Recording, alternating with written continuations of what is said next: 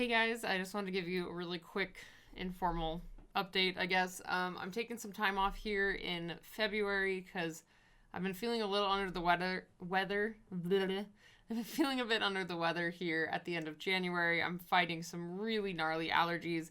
I already went and got tested. Luckily, it's not COVID, but I've been having a little bit of grossness happening. So I need to take some time to rest, and I have some larger freelance projects that need to get done here in February. So I will probably be coming back either the second to last or the last week of February. So just keep your eye out for when the next video drops. I know for sure I have one for the 26th, but then I might come back a week early, or we'll play it by ear. But yeah, I just wanted to do a quick post and update for you guys since I'm going to be taking a couple weeks off here in February, just because health and too many things on my plate. I need to step away for just a second from YouTube and come back to it later.